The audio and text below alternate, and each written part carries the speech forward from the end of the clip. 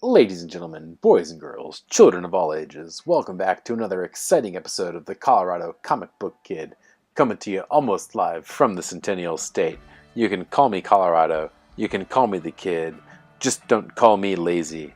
I've been out hunting, I've been out hauling, and I've got some great weekend arrivals to share with you, so thanks for tuning in.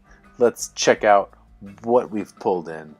First up, Brother Nash, Issue 3. You can see right there on the cover, Bridget Connell is the writer. And I'm not going to spend much time on this book. I'm going to shoot it to you straight. The first two were really good. This third one feels like it was a little rushed. Everything kind of slopped together. Even the art felt that way. So they wrapped things up. They tied it off. That being said, let's see what else we were able to pull in this weekend. Euthonauts, number 1. This is cover B. If you don't know about this book, it follows the story of being able to explore the afterlife as a living being. That being said, the protagonist is just on her way of being able to transition between the world of the living and the dead. So not really sure how it works, not sure what the impacts are, but lots of exciting things to discover. This was a great number 1, and glad to find cover B out there on this. Up next, 2 beautiful covers. Disney's Frozen, Breaking Boundaries, Part 1. We do meet a new character in this book. Her name is Marie. She's from a neighboring town. Here on the left, you see cover A. It is the Kawaii Creative Studios cover, very traditional to the movie. And on the right, you see cover B, the Eduardo Francisco variant. She's got the traditional mountain dress. On the left, it's the same traditional mountain dress, transformed a little bit later as she increases her powers. We do meet a new character in this book. Her name is Marie. She's there in the town of Arendelle. She comes from one of the neighboring towns, one of the neighboring kingdoms. I do think that will tie into a future movie here for Elsa and her family. If anybody has any theories about what's going on in the world of Disney's Frozen, let me know. I'd be happy to talk about that. If you haven't seen the musical that's out for Disney Frozen, I would also recommend that. You'll meet a whole nother character if you do check that out, and that character is the set. It comes to life, folks. Highly recommend going to check it out if you have the chance.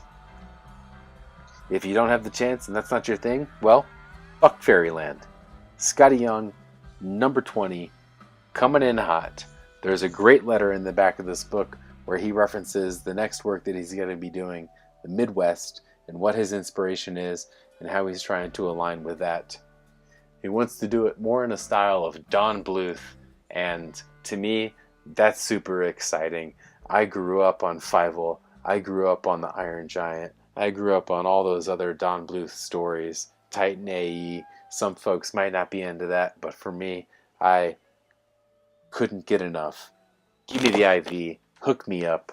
Let's get some more of that. And if that's what Scotty's going to go do next, then I'm going to do everything I can to support it. So bring it on. It's already on my pull list. Speaking of things that have been on my pull list for a while, Leviathan, number 1.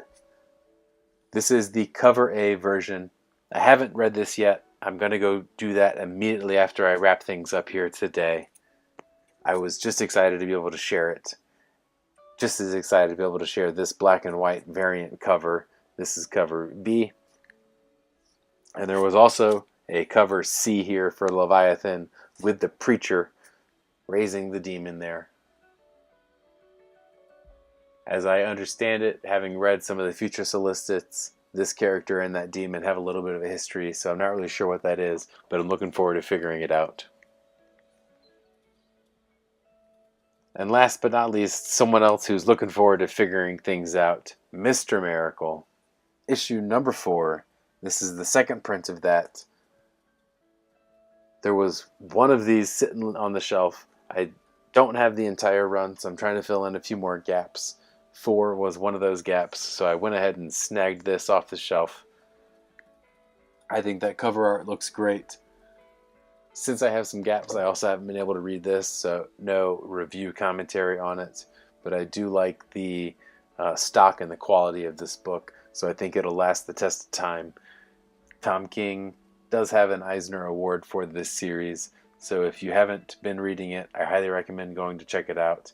I haven't read the entire thing, so I can't speak for all the bits and pieces, but from what I have read, it's really enjoyable. So thanks for checking out What the Weekend Arrival Pulled In. If you have any comments, if you have any questions, if you have any concerns, leave them down below. Always excited to hear what the community's thinking and what the community's up to. And remember, folks, as always, the best hunting is happy hunting. Until next time, the Colorado Comic Book Kid, signing off.